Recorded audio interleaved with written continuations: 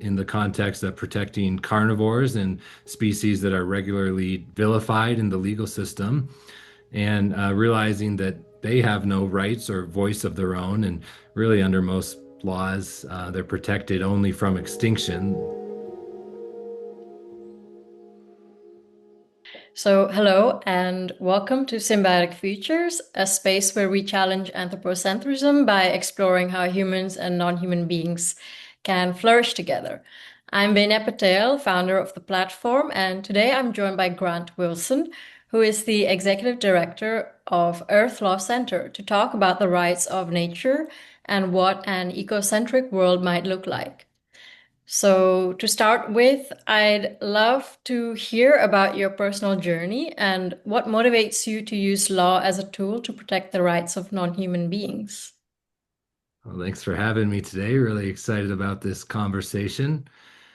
And I've been a lawyer for the earth, what I call an earth lawyer, for the past 12 years or so. And that terminology refers to representing not just humans in the legal system, but nature itself. And in fact, in almost every legal system in the world, if you want to protect nature, you have to show that a human was actually harmed in some instance that damaged nature. So if you want to protect a forest, you have to show that, hey, that impacted humans or will impact humans if you cut down the forest. Or, hey, my neighbor, my friend likes to hike in this forest. And I learned about these issues a long time ago, especially in the context of protecting carnivores and species that are regularly vilified in the legal system, and realizing that they have no rights or voice of their own. And really, under most laws, they're protected only from extinction through endangered species laws, and wanting to figure out ways where we could represent more than just human life in the legal system. And about 12 years ago, I found the Rights of Nature movement shortly after Ecuador had amended its constitution to recognize that nature had rights, and kind of looked at the history of my work in carnivore protection, and also representing threatened human communities from climate change, and really discovered nature's rights and said, wow, there's this whole legal movement just beginning to grow right now that says, let's expand the law beyond humans. And I became really inspired and applied for the first staff attorney position at Earth Law Center back when it was just one person here, and got the job, and have been ever since, the last 12 years, representing nature's rights in the legal system. And now I'm the executive director, and have grown this organization quite a bit recently, and it's become my life passion. Well, thanks so much for sharing. It's really inspiring. And I want to move on a little bit on a philosophical topic. So one thing I often question is how can justice be given to beings who don't have a concept of it? So what might justice look like, for instance, when we're talking about rivers, forests, and wild animals, for instance? And how do we ensure that they're truly represented? That's such an interesting question. And I guess my first answer is there's no perfect way to do it, but we should still experiment with all the different ways that we can do it.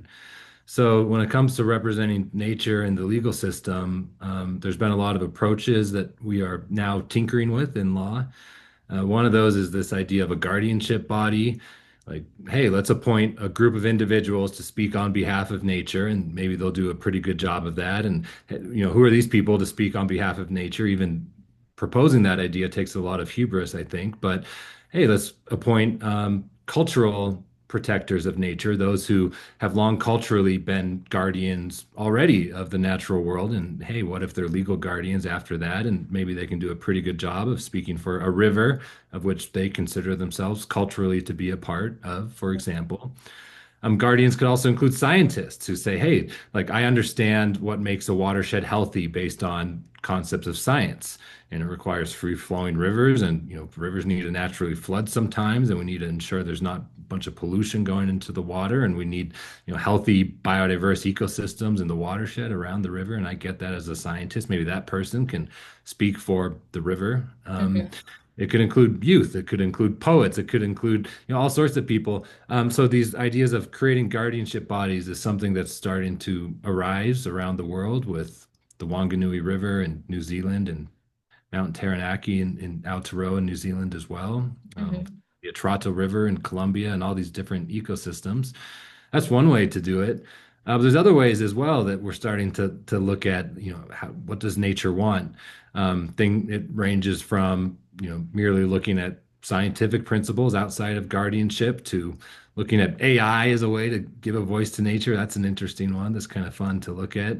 To actually giving nature its own voting rights and, kind of considering the needs of all the different parts of ecosystems Yeah. and turning that into voting. So there's all sorts of different ways to do it. I'd say none of them are perfect, but what's really important right now is that we're in this age of kind of innovation and testing and learning what works. Yeah, yeah. Because often I think in these conversations, at least in philosophy, you have a lot of topic on who gets to represent this entity, who has the Mhm. right to represent this entity. And maybe in that conversation you can get bogged down and not really take action. But what you're saying is that we should just try right now to see what we can do.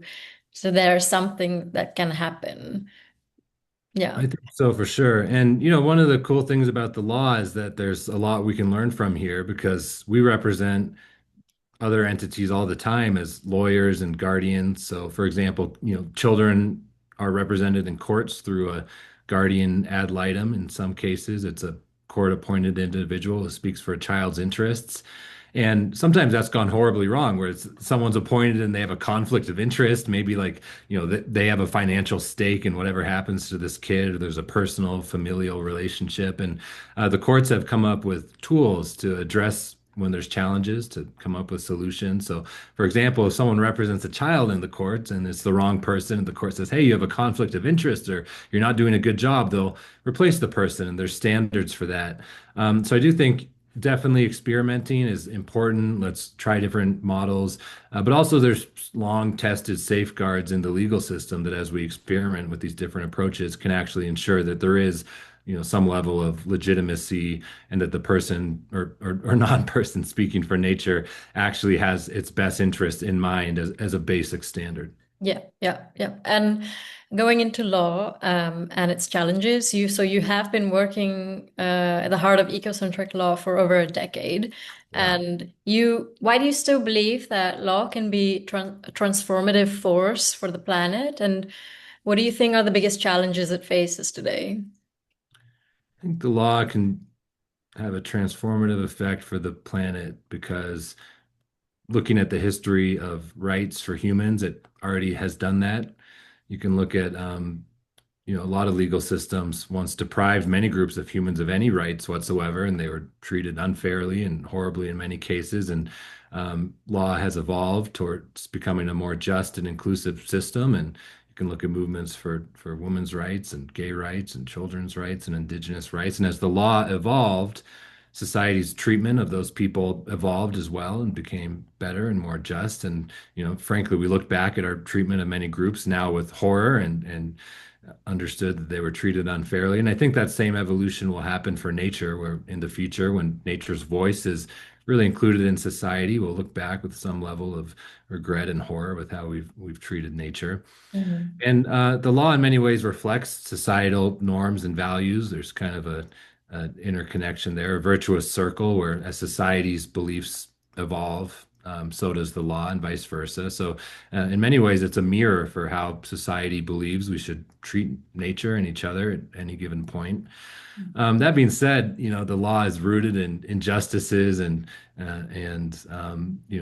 power struggles, and in many ways has have had a quite unfortunate history when it comes to people who haven't had rights or protections under the law.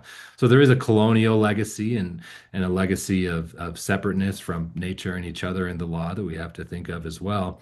But I think one of the amazing things about the legal system is you can write down like three words in a law, nature has rights, for example, and it can have a transformative effect in all parts of society quite rapidly because the legal system kicks into effect and makes that a reality through courts and enforcement and so forth. Mhm. So I really believe in the law as a tool to, reflect our updated values. And I think the world believes now more than ever that humans are part of nature, that nature deserves a voice, and there's ways for the law to actualize that pretty quickly. Yeah, that's a really interesting metaphor to kind of see law as a mirror of society. That keeps it a bit open and open to, yeah, evolving. Uh, with the current with as society changes. But I would also like to challenge you to open your imagination a bit. And if we were to step outside of law for a moment, if we had a world where law did not exist, and if we reimagined protection beyond the legal system, what, according to you, might these alternative models or governance or care for nature, what do you think can emerge alternative systems? think a lot of folks in the rights and nature space do see the shortcomings of the law and really see it as kind of a training wheel so that society can evolve into a place where it's embedded in the very core of how we operate, respect for nature, ideas of reciprocity towards nature, giving back more than we take, an ethic of regeneration and restoration of the natural world, an ethic of stewardship and guardianship. And I Mhm. think, a lot of people recognize that many of these concepts have always existed and still exist in many indigenous societies and peoples, and that, the law is kind of a guide for society to get back towards that reality of living in harmony with the natural world. So, and even in the rights of nature space, a lot of times a lot of people are skeptical of that rights are going to solve anything, just because there's such a history of colonial legacies and Eurocentric legal models from which rights arise that is horrific in many ways.